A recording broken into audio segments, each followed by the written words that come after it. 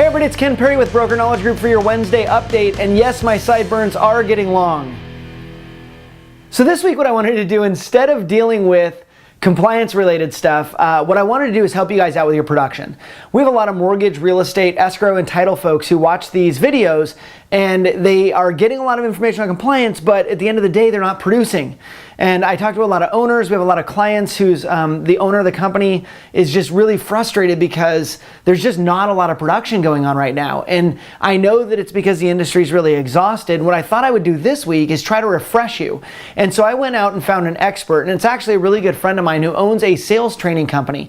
And he trains all kinds of industries, and he's finding the exact same things in every industry, is that people are just exhausted and they're not producing, and there's certain things they could be changing that would actually revolutionize their business. So what I did is I asked him if he'd be a guest video blogger for us this week. So I'm going to hand you over to him, and he's going to give you the big tip on what you could be doing for your business, and then I'll come back and close it out. So his name is Anthony Miller, and he owns a company called Guru Sales Training. So Anthony, take it away. Hey, thanks, Ken. Hey, by the way, Great Clips called, and they'd mentioned that they forgot to finish the haircut there. So if you need to go back, they said they'd take care of you. Probably not a bad idea. Anyways, you would ask me if I might be able to share a conversation that you and I had the other day. You asked me a really important question, and the question was one that I actually get quite a bit, and that's what can we do in a down economy to boost our sales? But the difference with your question and how I usually get the question is you said not only for loan originators, but how can we boost sales across the industry? So what can loan originators do, as well as escrow officers and real estate agents? What can everybody in the industry do to help boost their sales? And it's a really excellent question, and really the answer comes down to protecting your existing book of business. Now, I know that you've heard people say that before, but the problem is that most people don't actually go out and do that. And so I started talking to Ken about why that's so important, because I don't know that everybody gets why it's so important to protect that existing book of business. And here's the reason. In a down economy, there's more competition than ever. There's not very much low-hanging fruit. You got a lot of people who are really struggling to survive in this industry, and so there's a ton of competition for every single transaction that's available out there. And then the other thing that happens, you get a lot of people that don't know how to sell, and so they start really sharpening their pencils and getting in as cheaply as they possibly can to win the business, to compensate for the fact that they don't know how to sell anything. Now, I really don't think that you have to be the cheapest guy or gal in town. I really don't. But what you do have to do is you have to provide some level of value so people are willing to spend a little bit more. And one of the ways you do that is by selling to your existing book of business. And so in order to do that, I asked Ken about his CRM, right? I said, Ken, tell me about your CRM for your business. How are you tracking all of your existing customer data? And Ken asked if CRM was part of Dodd-Frank. So obviously, Ken's dorkiness knows no bounds, because CRM isn't part of Dodd-Frank that I know of. CRM in my industry, in the sales training consulting business, means customer relationship management system. Now, a lot of you have probably heard about a CRM, and just so you know, I'm not selling anything here. Okay, this is practical advice that I give to every single one of my clients. And I don't care what CRM, customer relationship management system you use, you just have to use one. And there's a couple of different CRM styles that you could use. There's an offline CRM and an online CRM.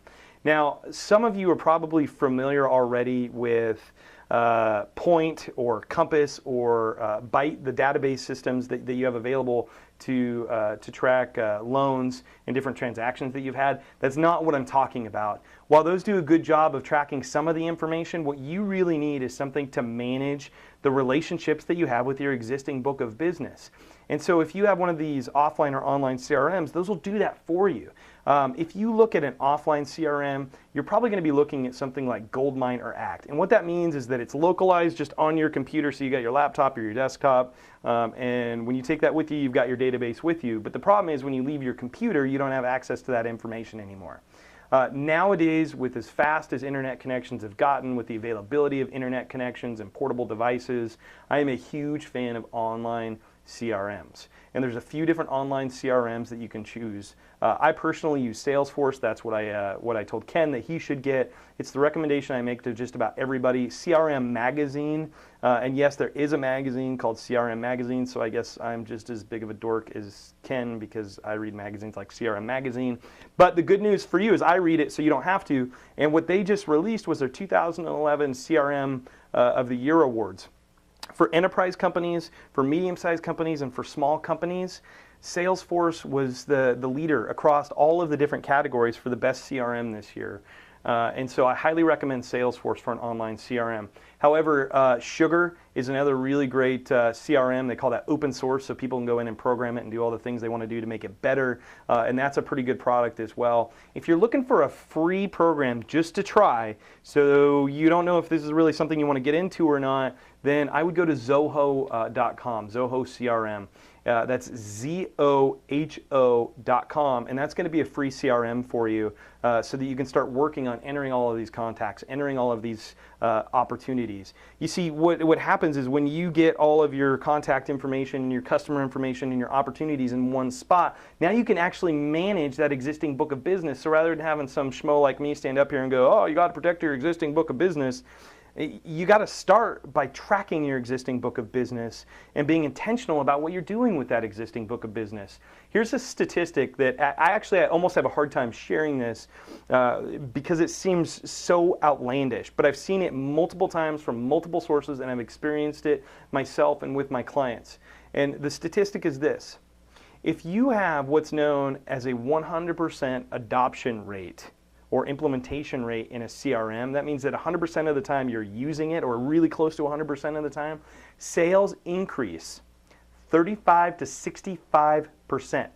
35 to 65%. What I'm guessing is that if your business increased 35 to 65%, you probably wouldn't feel like you were in a recession or a down economy at all. In fact, you'd probably feel like business was doing pretty good, maybe a little bit off from last year, maybe a little bit up from last year, or 3-4 years ago. That's a huge number. You have to track your information. It's so important for us to track that information. And if you're going, oh, well, yeah, little fella, I use Outlook or I use Excel, those are not CRMs. Okay? Outlook is simply a contact database. It's simply a Rolodex file. That's it. It's not tracking all of the extremely valuable information that a CRM is going to track. Here's the thing. Not only do you need to protect that existing book of business, but one of the other things I want you to really make sure that you're focusing on in that CRM is also the referral side of your business.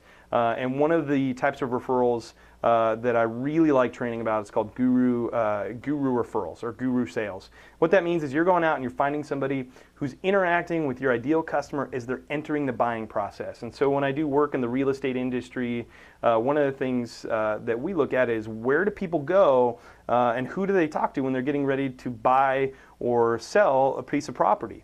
And so we've come up with some really creative ones in the past, like HR associations. You've got HR managers who are helping people to sell homes when they're moving or buy homes when they're moving into the area.